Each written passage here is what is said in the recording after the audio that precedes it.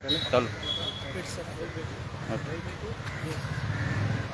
दे देते दे दे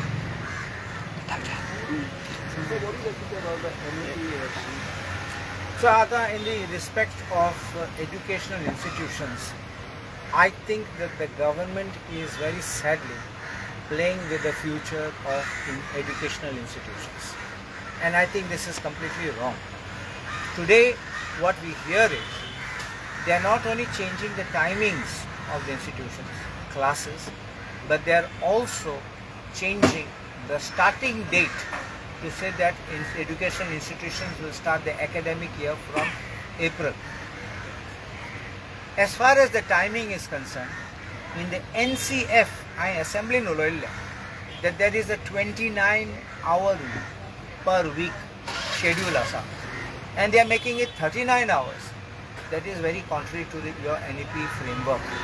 So I think this is wrong, and according to me, this will be detrimental to the working of the teachers, the staff and the institution as a whole. Secondly, as far as timing of the school is concerned, why is the department in so much a hurry? Have they done a study? Have you taken your stakeholders into confidence? Have you taken the views of parents and teachers and students? You look at it, our academic year used to start in June. Why? There was a reason. Because we have a summer. The summers are very hot. And it is impossible. We don't have AC classrooms. So it's very impossible to have this classrooms filled up and students attending during April and May, where it's unbearable heat which is here. So starting classes in April and you're running through the monsoon and then going on to the next year will again not only affect this curriculum and the teaching, but also affect the student mental intake. And I think this is completely wrong. What they could have done is, what I feel they should have done is, they should have announced it now that we propose to have it and get everybody's next year. And they should have said we propose to have it next year and get a feedback. Directly now you're saying that like it's like today, day after tomorrow we will implement. How is it possible? Which means now in January, end of January, you're saying that from April we are starting. Where are the teachers ready? I'm sure that parents, I'm guaranteed up. आवय बापून तेंगे holiday planning केला आसतले भुरग्यांक व्हरपाक holiday हांव जाणा भुरग्यांक पासून प्लॅनिंग केला आसतले केसो कोर्सीस करपाक ड्युरींग समर ब्रेक नाल्यार खूंय भायर वचपाक फ्रेंडा कडेन आज सगळें कास्ट करूं पडटलें and is this department of education so insensitive in Uttar Pradesh even in Bihar I've seen that the educational system has followed things in a much better way of following NEP.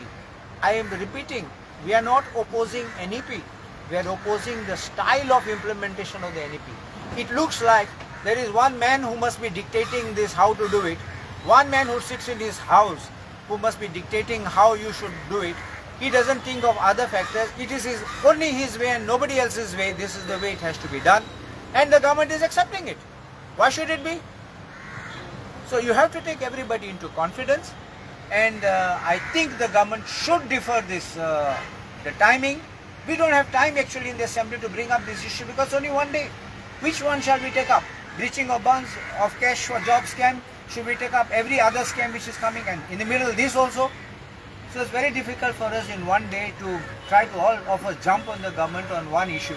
But this is what the government should be sensitive to. And I think when they remember one thing, I look at it even as a lawyer when I defend the government sits on a higher level. It doesn't look at individual level.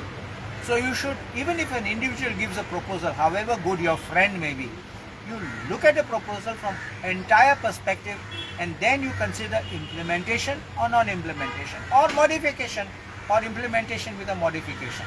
But I think this speed will kill, and will kill not just educational institutions, but will also kill the education itself. So one more thing, college going students, uniform issue is going on. What do you like to say about the uniform college students?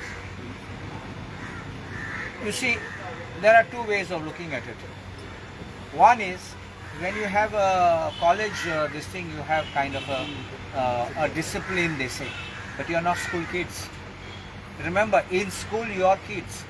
Therefore, when you are in school and you are having a uniform, I think that is proper because it identifies with your school and it shows, suppose you're bunking class, you are there, a child in uniform somewhere outside, or maybe lost, maybe kidnapped, we don't know what could happen. At least that is something which can alert, or we can get the child back on track. But when it comes to college, you are at a responsible level. The child is a little more mature. The child is taking decisions what course to follow, and the child has an independent sense of thinking.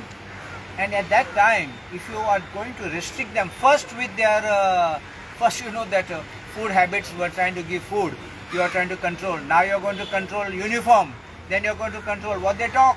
Everything is going to be like this, controlled by his master's voice. So I think that putting uniform, I don't think is, you see, when you are speaking of free thought, there are people, you see, sometimes I look at certain people and I can identify he's an artist. He must be a painter. He must be a musician. By just looking, and you know why? You can identify. Because that kind of thing comes out naturally. And that is why what they want to be, what they have to, this thing. I can understand you can put like a dress code, like in a church and a temple. Don't wear something which is like, you know, scandalous. I can understand that part of it. Don't wear some minis, or don't come in hot shorts and all these kind of things. Then you can put those kind of things. But other things than that, if you tell them like a decent clothing is required, then I don't think there should be a compulsion for uniforms. Thank you. Yeah, Sir, thank you. one last question. How do you see the law and order situation in Goa? The law and order situation unfortunately is deteriorating day by day. And I think this is affecting us across the spectrum. Not just for giving a bad name to Goa as a very hospitable state, welcoming state, but it's also affecting our tourism. The government of Goa claims that tourism footfall has increased. But the first question I always ask is, we just had an exposition and Honorable Minister Alice Sikwera was on record to say that we had 85 lakh pilgrims footfall for San Francisco Xavier exposition.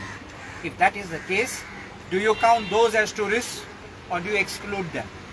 Number two, having these fights, murders in the beach shacks or street brawls with tourists. And I have spoken in assembly, what type of tourists we are getting are third class tourists. Please understand, the good tourists are going away and the good ones who are coming are saying we don't want to come again. I don't like to talk about it because when I talk it will have a negative impact, and that's why I have refrained. But enough is enough. If we don't talk, people are saying, why are you not saying anything? Why don't you expose what is going on? And the government needs corrective measures. Today you have changed the director of tourism. Why? I think the Minister of Tourism has to go home. It's the only way that you will get it, because it's going down slide, it's not going any way up slide. So you're understanding what I'm saying. It's not that I have any personal agenda here, but please understand, if you feel that the director should have gone, it's like even in this escape of that Suleiman, why only constables and police inspectors, the head should roll. The superintendent of police should go home first. He should be suspended. So in the same way I say, I always will target man on the top should also accept responsibility for what goes down there. And you can't just sit cozily on the chair watching the decline and going to tourism going down the drain. Look at the women. Women are being assaulted. You heard of this gang rape of a mentally unsound woman. What? Beti Bachao, Beti Padhao, you're talking about it. And there's no safety for women. This is not just one solitary instance of women being attacked. There are many. I don't want to talk about them. But this is a sad state of affairs. I know parents who tell me that we are very worried of our children going to Goa. And please, can you send someone to look after them? I don't want to send someone putting like spies behind their children. Let them have a good holiday. But at the same time, it is a concern that when they are having this, what would happen in future to their children and what would happen. That is why we are getting the kind of tourists who are coming in treks. I've said this in assembly. Treks kind of tourism we're getting. They're coming in loads there, cooking on the roadside, probably using the roadside as toilet also. We don't want these tourists. Please let them go home. This is not this thing. We have no revenue income from them. They don't contribute. They bring even sack of rice and they bring all their vegetables and they cook from there only and they go away.